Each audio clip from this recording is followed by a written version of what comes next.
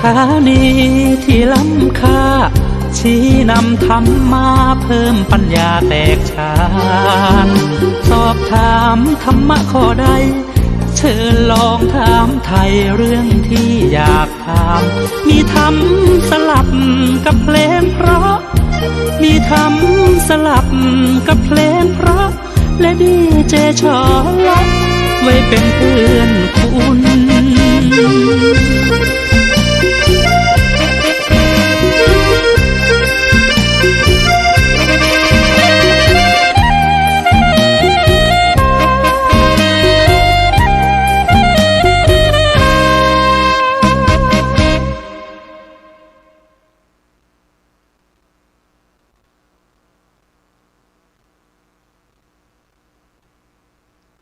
นะโม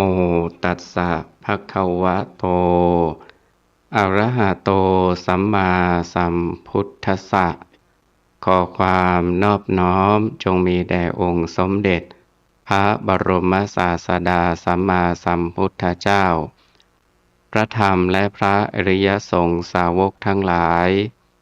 ขอเจริญพรกับคณะศรัทธาญาติโยมสาธุชนทุกท่านวันนี้อาตมาภาพก็จะได้นำเอาเรื่องชนสามจำพวกอันมีมาในคัมภีร์อรรถกถาธรรมบท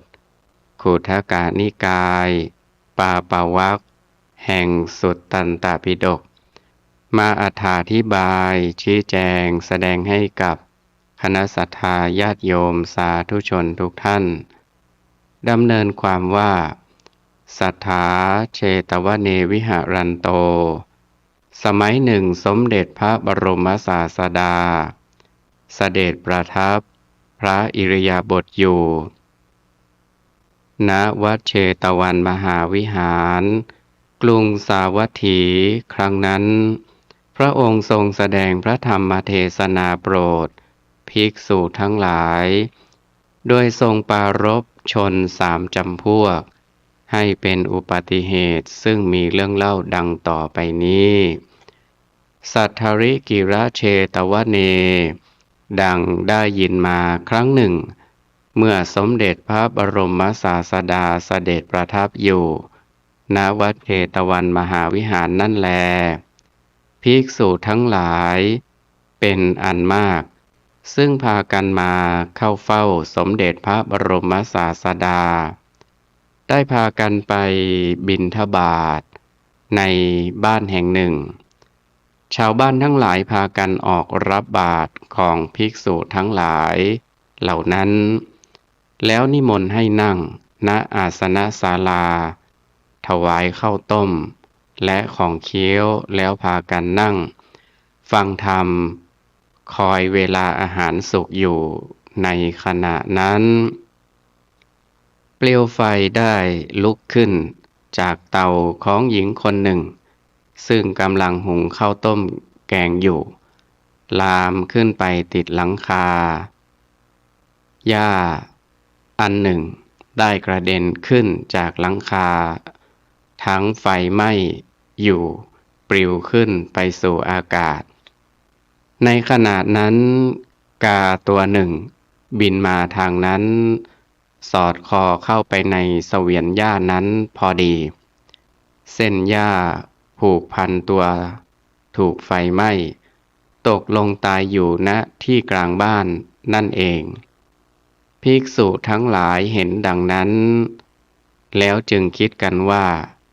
โอ้กรรมหนักคุณทั้งหลายเห็นไหมประการอันประหลาดที่กานั้นได้ประสบแล้วใครเล่าเว้นเสียจากสมเด็จพระบรมศาสดาจักรู้กรรมที่กานี้ได้ทำมาครั้นแล้วก็พากันหลีกไปอปเรสังภิกขุนัง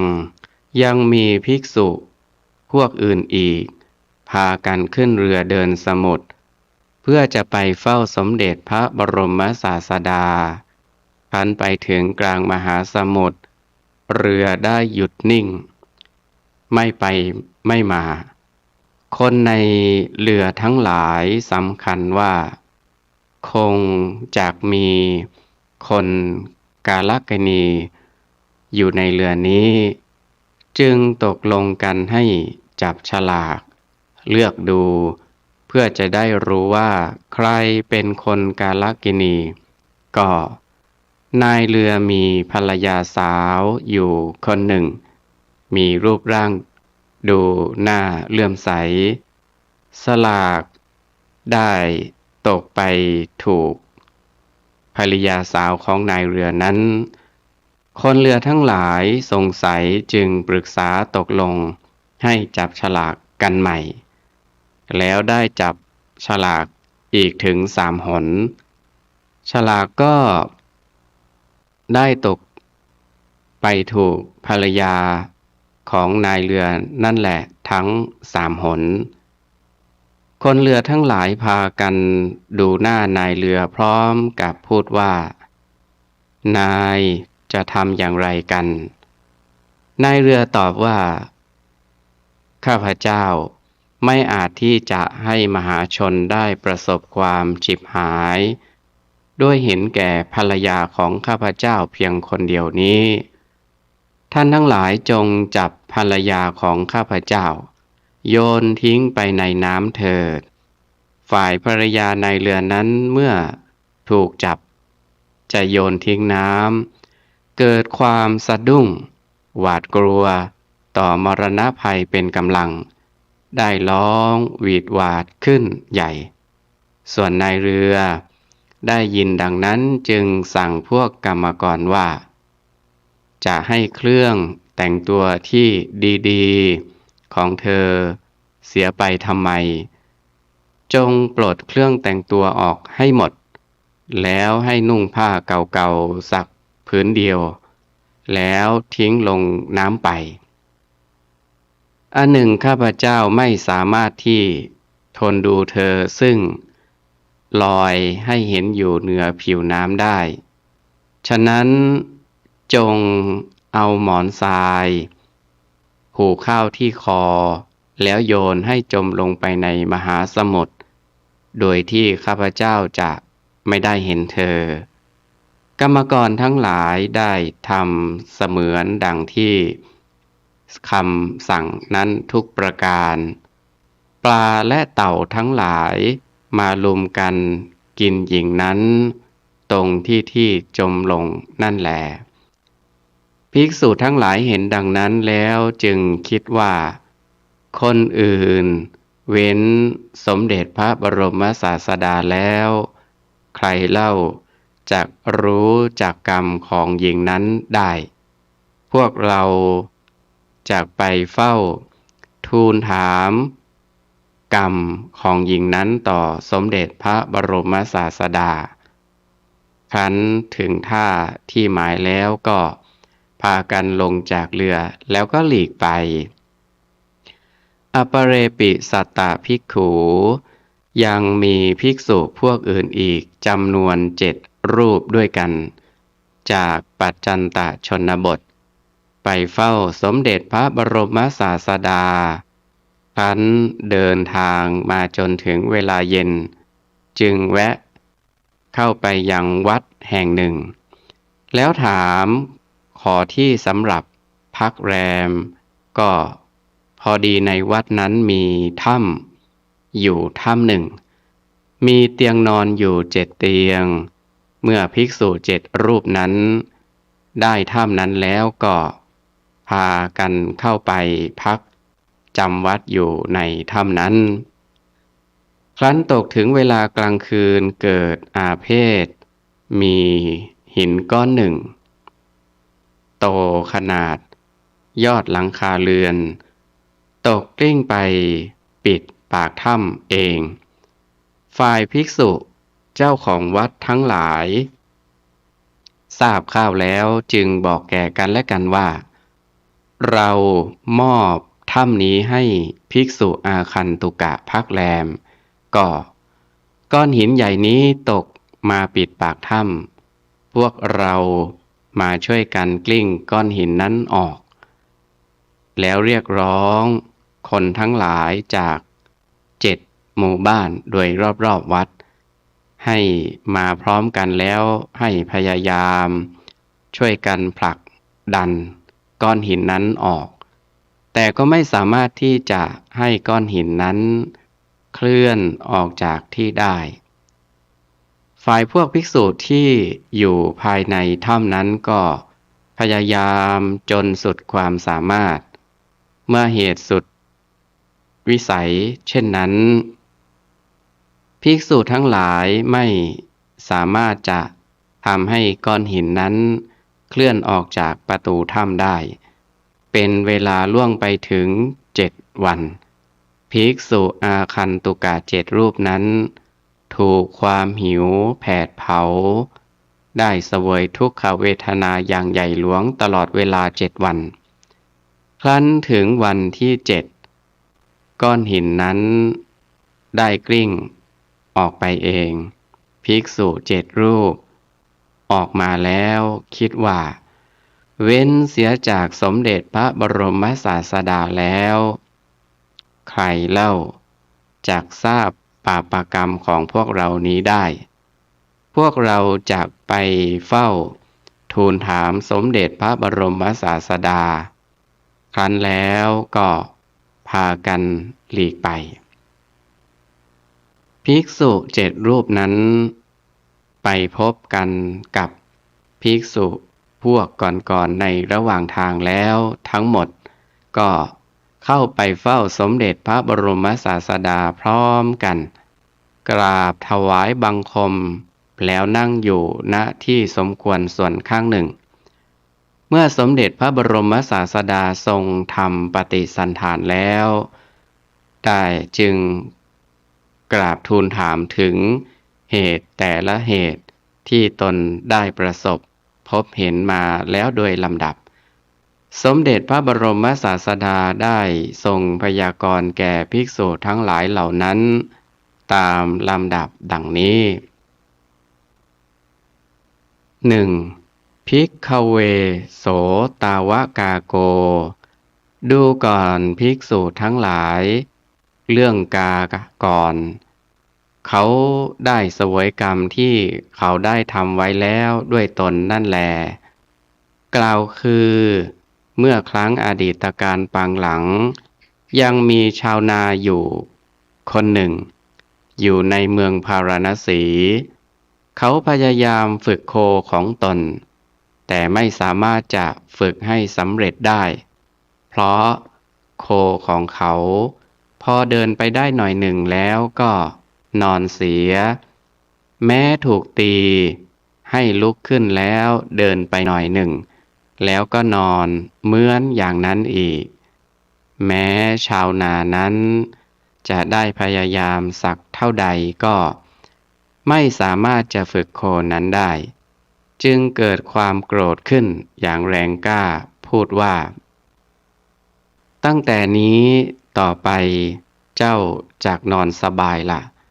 แล้วเอาฟางมาพันคอของโคนั้น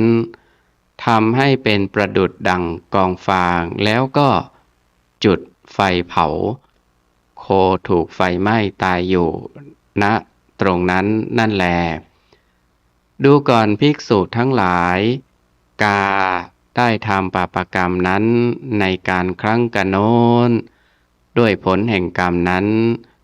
ชาวนาคนนั้นได้ถูกไหม้อยู่ในนรกตลอดกาลนานและด้วยผลวิบากที่ยังเหลืออยู่เขาได้บังเกิดในกำเนิดแห่งกาถูกไฟไหม้ตายบนอากาศเหมือนอย่างนั้นถึง7 ชาติด้วยประการฉะนี้ 2. สาปิภิกขเวอิทธิดูก่อนภิกษุทั้งหลายแม้หญิงภรรยานายเรือนั้นก็ได้เสวยกรรมที่ตนได้ทำไว้แล้วด้วยตนนั่นแหละกล่าวคือในอดีตการปางหลังหญิงนั้นเธอเป็นภรรยาของคหบดีคนหนึ่งในเมืองพาราณสีได้กระทำการงานทุกอย่างเช่นตักน้ำตำข้าวหุงข้าวเป็นต้นด้วยตนเองทั้งนั้น นางมีสุนัขอยู่ตัวหนึ่งเมื่อนางทำการงานอะไรอยู่ในเรือนมันก็นั่งเฝ้าคอยมองดูอยู่อย่างใกล้ชิดเมื่อนางหาบข้าวไปนาหรือไปป่าเพื่อหาผักหาฟืนก็ตามสุนัขนั้นจะต้องติดตามนางไปเสมอพวกคนหนุ่มๆทั้งหลายครั้นเห็นดังนั้นจึงพากันล้อเลียนว่าเพื่อนแก้วทั้งหลายนายพรานสุนัขออกไปแล้ววันนี้เราจะได้กินข้าวกับเนื้อกันละหญิงนั้นเกิดความละอายเพราะถ้อยคำของพวกหนุ่มๆเหล่านั้นจึงเอาไม้ค้อนก้อนดินเป็นต้นขว้างตีสุนัขให้หนีไปฝ่ายสุนัขครั้นหนีไปสักพักหนึ่งแล้วก็กลับมาติดตามอีกไหนว่าสุนัขนั้นเคยเป็นสามีของหญิงนั้นนับถอยหลังไปในชาติที่3เพราะฉะนั้นมันจึงไม่อาจตัดความรักได้จริงอยู่แม้ในสังสารวัฏอันไม่มีเบื้องต้นและที่สุดคนที่ไม่เคยเป็นภรรยาหรือสามีกันนั้นย่อมไม่มีก็จริงแต่ว่าในชาติที่ไม่ห่างไกลกันความรักในญาติทั้งหลายยังมีกำลังมากอยู่เพราะฉะนั้นสุนัขนั้นจึงไม่สามารถที่จะตัดความรักในหญิงนั้นฝ่ายหญิงนั้นโกรธสุนัขเป็นกำลังวันหนึ่งไปส่งข้าวต้มสามีที่นาจึงเอาเชือกใส่พกผ้าไปด้วยสุนัขก็ไปกับนางตามเคยหญิงนั้นครั้นจัดข้าวต้มให้สามีเสร็จแล้วถือเอาหม้อเปล่าไปสู่ท่าน้ำแห่งหนึ่งเอาหม้อบรรจุทรายให้เต็มแล้วจึงเรียกสุนัขซึ่งยืนอยู่ไม่ไกลฝ่ายสุนัขนั้นกระดิกหางเข้าไปหาหญิงนั้นด้วยความดีใจว่านานนักหนาเราพึงได้ยินถ้อยคำอันไพเราะวันนี้หญิงนั้นมีจิตตรงกันข้ามจับคอสุนัขอย่างแน่นเอาเชือกข้างหนึ่งผูกหม้ออีกข้างหนึ่งผูกคอสุนัขแล้วก็กลิ้งหม้อให้ตกลงไปในน้ำสุนัขก็ได้ติดไปกับหม้อจมน้ำตายณที่ตรงนั้นนั่นแหละด้วยผลแห่งกรรมนั้นหญิงนั้นได้ถูกไหม้อยู่ในนรกตลอดกาลนานและด้วยผลวิบากที่ยังเหลืออยู่นางได้ถูกเอาหม้อทรายผูกคอถ่วงน้ำตายมาถึง100 ชาติด้วยประการฉะนี้3. ตุมเหหิปิภิกขเวดูก่อนภิกษุทั้งหลายแม้เธอ7 รูปนั้นก็ได้เสวยกรรมที่ตนได้ทำไว้แล้วด้วยตนนั่นแหละกล่าวคือในอดีตการปางหลังยังมีเด็กเลี้ยงโคชาวเมืองพาราณสีอยู่7 คนพากันต้อนฝูงโคไปเลี้ยงในดงแห่งหนึ่งแห่งละ7 วันผลัดเปลี่ยนกันไปอยู่มาวันหนึ่งครั้นต้อนฝูงไปเลี้ยงแล้วขากลับมาเห็นตัวเงินตัวทองตัวใหญ่ตัวหนึ่งจึงพากันกวดตามติดไปตัวเงินตัวทองนั้นหนีเข้าไปสู่จอมปลวกอันหนึ่งก็จอมปลวกนั้นมีปล่องอยู่7 ปล่อง เด็ก7 คนนั้นปรึกษากันว่า เราไม่สามารถที่จะจับตัวเงินตัวทองได้ในเดี๋ยวนี้ พรุ่งนี้จึงค่อยมาจับก็แล้วกัน แต่ละคนจึงหาเอากิ่งไม้คนละกำทั้ง7 คนปิดคนละปล่องแล้วก็หลีกไป ครั้นถึงวันรุ่งขึ้นเด็กเหล่านั้นไม่ได้สนใจถึงตัวเงินตัวทองนั้นต้อนฝูงโคไปเลี้ยงในทางอื่น ครั้นถึงวันที่7จึงได้นำฝูงโคไปเลี้ยงทางนั้นอีก ครั้นเห็นจอมปลวกนั้นก็นึกขึ้นได้พลางพูดว่า ตัวเงินตัวทองนั้นจะเป็นอย่างไรหนอ แล้วต่างคนต่างก็เปิดปล่องที่ตนปิดไว้ ฝ่ายตัวเงินตัวทองนั้นไม่เสียดายอะไรในชีวิต เหลือแต่หนังกับกระดูกคลานต้วมเตี้ยมออกมา เด็กเหล่านั้นเห็นตัวเงินตัวทองแล้วก็เกิดความสงสารปรึกษากันว่า เราอย่าฆ่ามันเลย มันอดอาหารมา7 วันแล้ว พากันเอามือลูบหลังตัวเงินตัวทองนั้นแล้วปล่อยไปพร้อมกับพูดว่าจงไปสบายเถิดนะ เด็กเหล่านั้นไม่ถูกไฟไหม้ในนรกเพราะไม่ได้ฆ่าแต่ได้ไปเกิดเป็นชน7 คนได้ประสบการณ์อดอาหารร่วมกันชาติละ7 วันถึง14 ชาติดูก่อนภิกษุทั้งหลายเธอ7 รูปเป็นเด็กเลี้ยงโค7 คน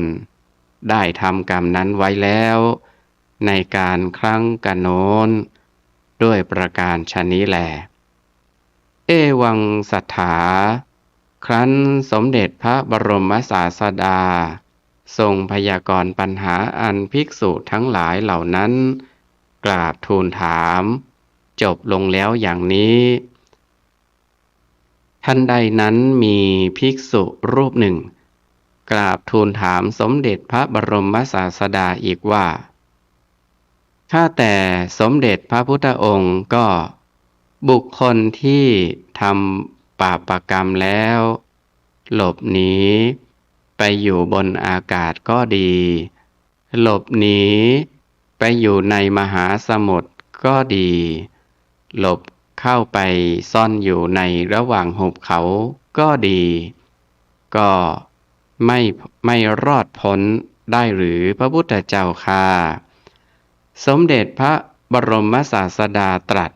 พยากรณ์ปัญหาที่ภิกษุนั้นกราบทูลถาม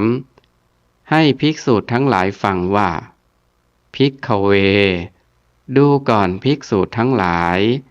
เป็นอย่างที่ภิกษุนั้นถามนั่นแหละเพราะว่าสถานที่ทั้งหลายมีอากาศเป็นต้นแม้สักแห่งเดียวที่บุคคลไปหลบอยู่แล้วจะพึงรอดพ้นจากบาปกรรมนั้นย่อมไม่มี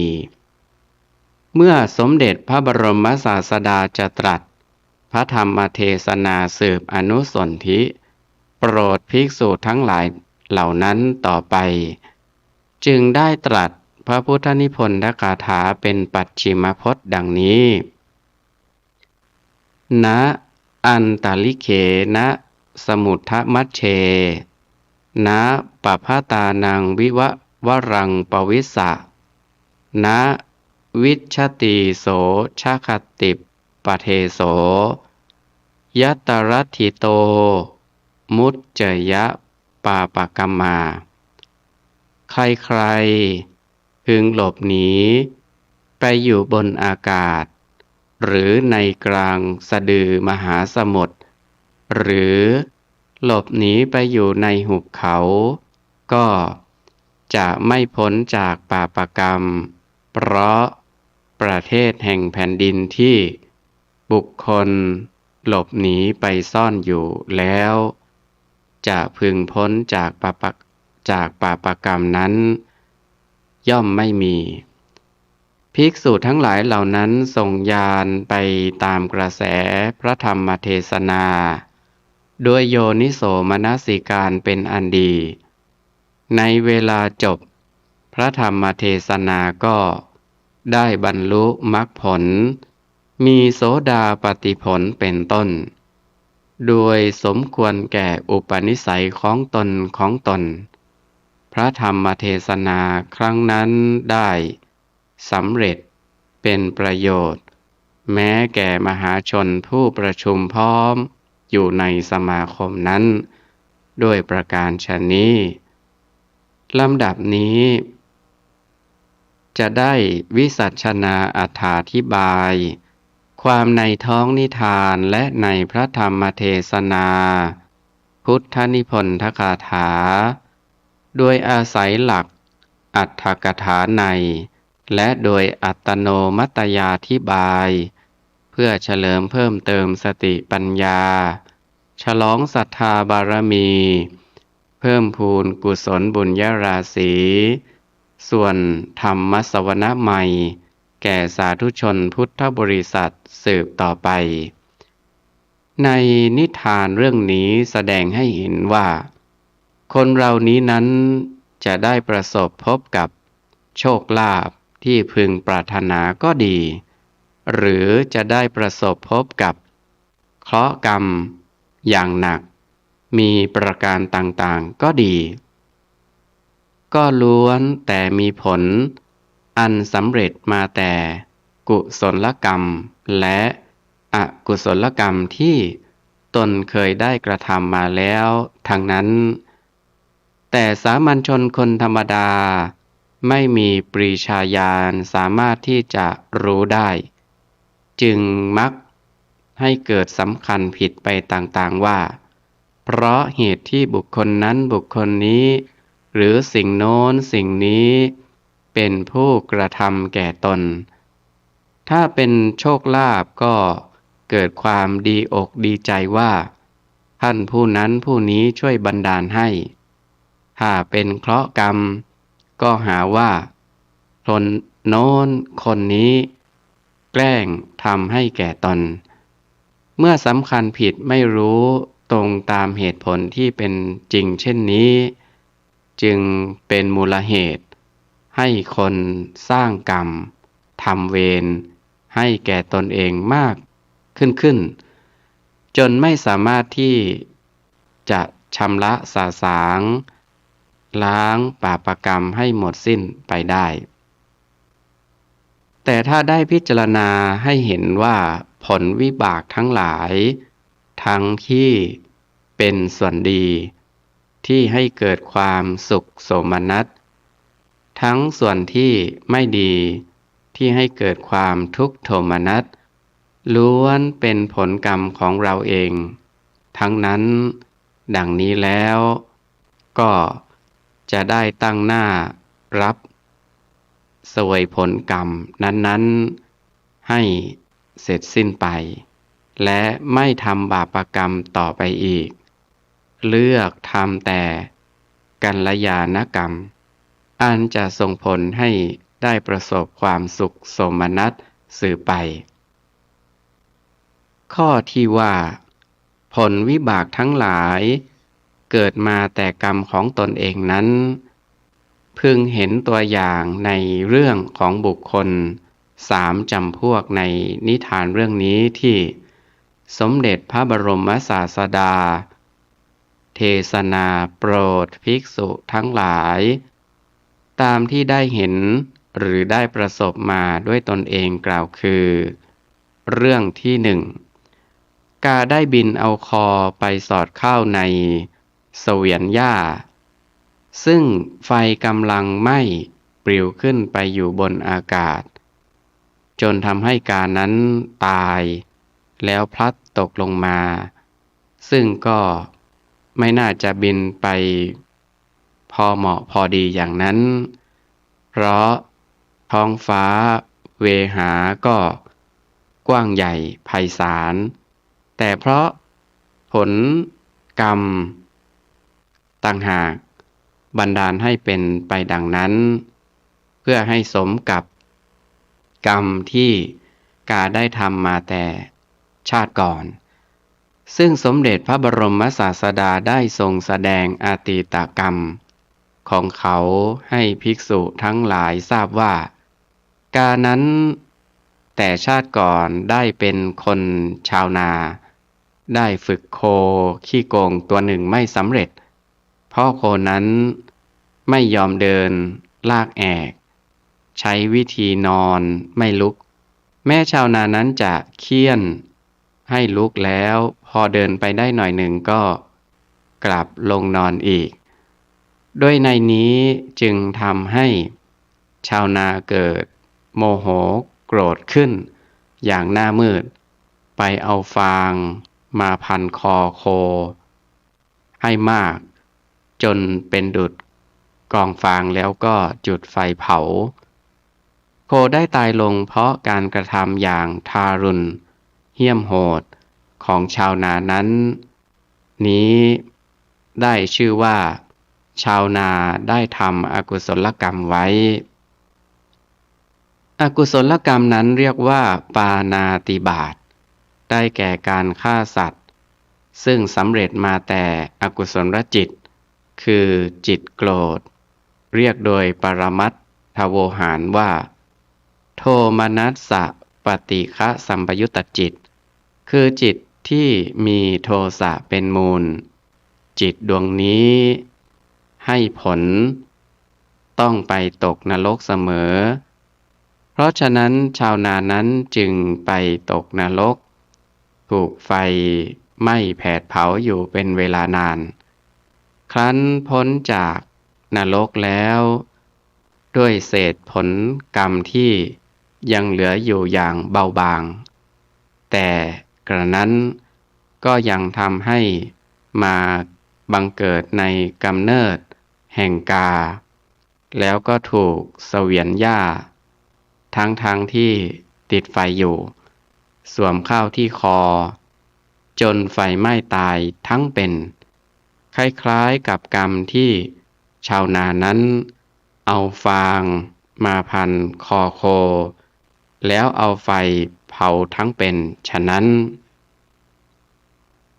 เรื่องที่สองหญิงภรรยานายเรือถูกเอาหม้อทรายผูกคอแล้วถ่วงน้ำไปในมหาสมุทรต่อหน้าสามีซึ่งไม่มีทางจะช่วยเหลือได้ก็เพราะกรรมที่นางได้ทำมาแต่ชาติก่อนตามที่สมเด็จพระบรมศาสดาแสดงว่าในชาติก่อนโน้นหญิงนั้นได้เอาหม้อทรายผูกคอสุนัขตัวจงรักภักดีถ่วงน้ำทั้งเป็นเพราะอายพวกหนุ่มๆที่พากันพูดล้อเลียนว่าเป็นนายพรานสุนัขเมื่อได้ขับไล่ไสส่งไปแล้วสุนัขนั้นก็ยังกลับมาติดสอยห้อยตามอยู่นางมีความโกรธเป็นกำลังจึงได้หลอกเอาสุนัขไปถ่วงน้ำด้วยผลกรรมนั้นนางก็ได้ไปตกนรกถูกไฟนรกไหม้แผดเผาอยู่เป็นเวลานานด้วยผลกรรมที่ยังเหลือเศษอยู่นำให้นางมาเกิดเป็นภรรยาของนายเรือครั้นแล้วก็ถูกถ่วงน้ำทั้งเป็นอีกซึ่งมีลักษณะอาการคล้ายกับอกุศลกรรมที่ตนได้ทำมาแล้วแต่ชาติก่อนดังวิสัชนามาเรื่องที่สามภิกษุ7 รูปซึ่งเข้าไปในอาศัยอยู่ในถ้ำรวมกันครั้นตกถึงกลางคืนถูกก้อนหินขนาดใหญ่ท เท่ายอดหลังคาเรือน ตกกลิ้งไปปิดประตู แม้พระสงฆ์สามเณรและชาวบ้านจะพยายามช่วยกันผลักช่วยกันดันอย่างไรก็ไม่สามารถจะทำให้ก้อนหินนั้นขยื่นขยับออกจากประตูถ้ำได้ต้องถูกทรมานอดอาหารอยู่ถึง7 วันนี้ก็เพราะผลกรรมของภิกษุ7 รูปนั่นเองซึ่งสมเด็จพระบรมศาสดาได้ทรงแสดงว่าในชาติก่อนภิกษุ7 รูปนั้นเป็นเด็กเลี้ยงโค7 คนได้พากันกวดขับตัวเงินตัวทองใหญ่ตัวหนึ่งเข้าไปในจอมปลวกแล้วเอากำใบไม้จุกช่องจอมปลวกไว้แล้วลืมไปถึง7 วันจึงได้ไปเปิดให้ตัวเงินตัวทองตัวใหญ่ตัวนั้นออกทำให้มันอดอาหารถึง7 วัน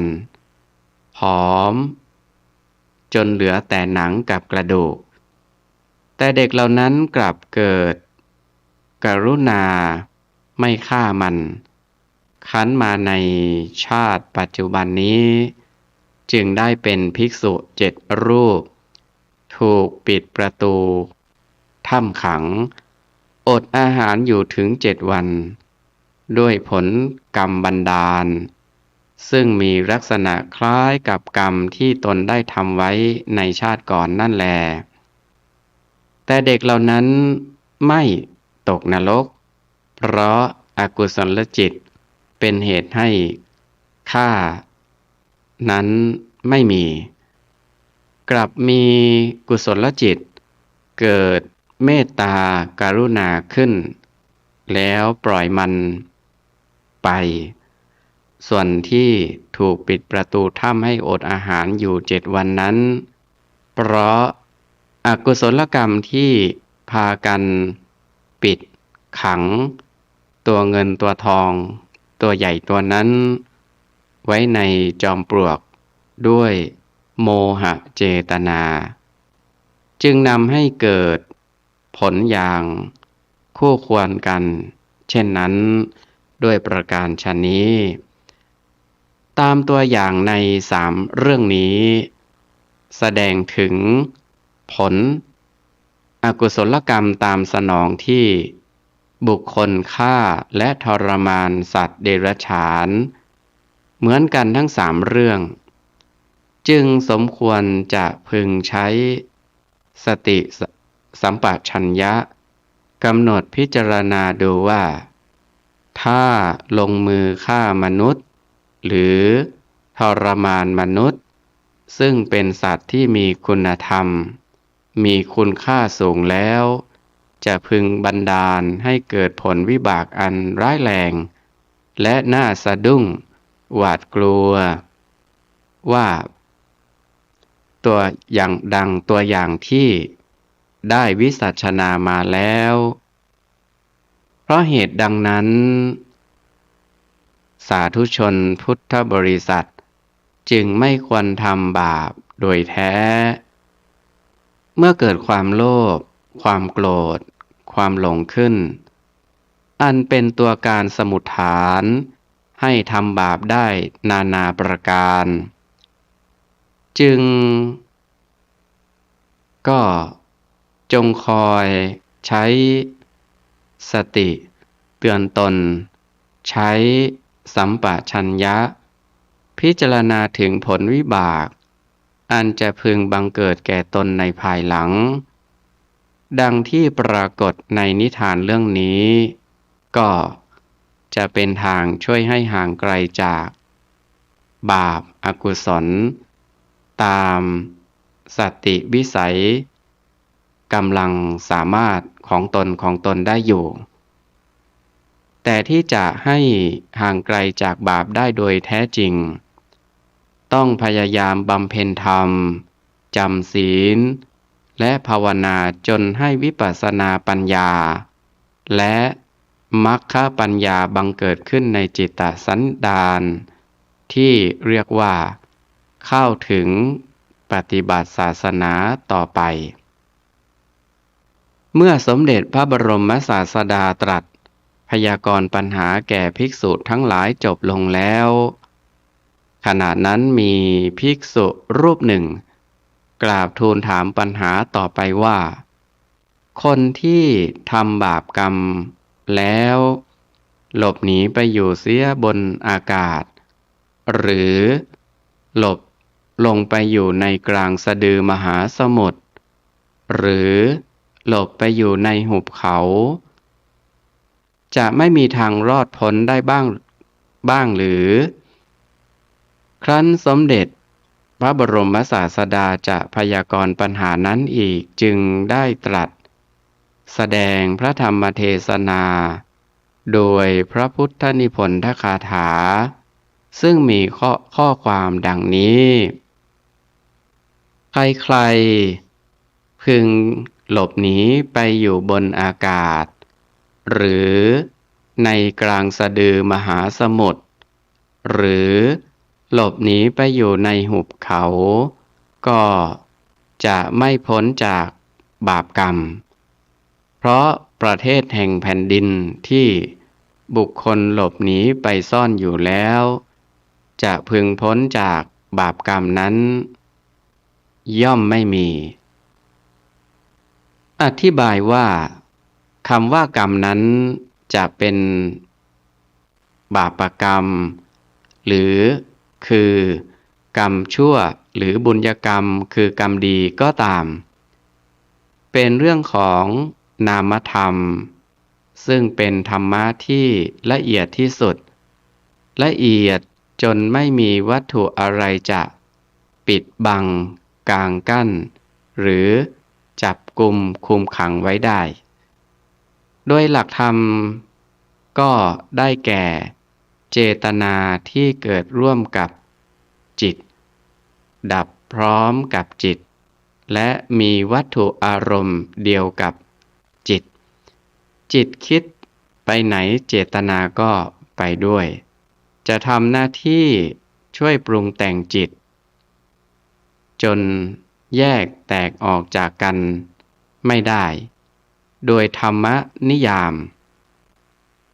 ส่วนบาปกรรมนั้นก็ได้แก่อกุศลเจตนาที่เกิดพร้อมกันกับอกุศลจิต12ดวงนั่นเองคือการทำบุญหรือทำบาปของบุคคลที่ปรากฏให้เห็นทางกายและทางวาจานั้นเป็นส่วนปลายแต่ส่วนโคนหรือต้นรากนั้นอยู่ที่จิตมีหน้าที่สั่งสมบุญและบาปไว้และที่จะส่งผลให้ไปบังเกิดในภพต่างๆและเมื่อเกิดแล้วก็บันดาลให้ได้ประสบโชคดีหรือเคราะห์ร้ายมีประการต่างๆนั้นเพราะจิตอันประกอบด้วยเจตนากรรมเป็นผู้สั่งหรือผู้บันดาลให้เกิดเป็นไปทั้งนั้นเมื่อเป็นเช่นนี้บุคคลที่ได้สั่งสมบุญญกรรมหรือปาปกรรมไว้จึงไม่มีประเทศไหนหรือสถานที่แห่งใดจะพึงหลบหลีกผลกรรมได้เพราะเจตนากรรมเป็นผู้ทำหน้าที่บันดาลให้เกิดผลคือสิ่งต่างๆในโลกนี้เปรียบเสมือนสิ่งที่เป็นวัตถุซึ่งพอจะเห็นได้ง่ายเช่นจะห้ามธาตุไฟไม่ให้ร้อนหรือเย็นจะห้ามธาตุลมไม่ให้พัดกระพือหรือไม่ให้เคร่งตึงดังนี้ก็ห้ามไม่ได้เมื่อมีธาตุไฟก็ต้องมีร้อน มีหรือมีเย็น เมื่อมีธาตุลมก็ต้องมีอาการกระพือพัดหรือเคร่งตึงเป็นธรรมชาตินิยมดังนี้ฉันใดกฎของกรรมก็ย่อมให้ผลฉันนั้นคือเมื่อมีกรรมแล้วก็ต้องมีผลของกรรมเป็นธรรมนิยามด้วยเหตุนั้นสมเด็จพระบรมศาสดาจึงตรัสสอนภิกษุทั้งหลายว่าใครๆที่ทำบาปกรรมแล้วคิดว่าจักรอดพ้นจากผลแห่งกรรมนั้นจึงหลบหนีไปอยู่บนอากาศบ้างไปอยู่กลางสะดือมหาสมุทรบ้างหรือไปอยู่ในหุบเขาบ้างก็หาจะรอดพ้นจากบาปกรรมได้ไม่เพราะประเทศที่ผู้ทำบาปแล้วจะพึงหลบไปซ่อนอยู่หรือเพื่อไปให้พ้นจากบาปนั้นแม้เพียงเท่าปลายขนทรายย่อมไม่มีเลยดังนั้นวันนี้อาตมาภาพก็ได้นำเอาเรื่องชน3จำพวกมาอธิบายชี้แจงแสดงให้กับคณะศรัทธาญาติโยมก็สมควรแก่เวลาขออำนาจคุณพระศรีรัตนตรัยคือคุณของพระพุทธคุณของพระธรรมคุณของพระอริยสงฆ์ตลอดจนบุญกุศลคุณงามความดีต่างๆที่ญาติโยมสาธุชนทุกท่านได้กระทำบำเพ็ญมาจงเป็นตบะเดชะภาลวะปัจจัยหนุนนำให้กับญาติโยมสาธุชนทุกท่านจงมีแต่ความสุขกายสุขใจเจริญในธรรมะขององค์สมเด็จพระบรมศาสดาสัมมาสัมพุทธเจ้าทุกท่านทุกคนเทอญ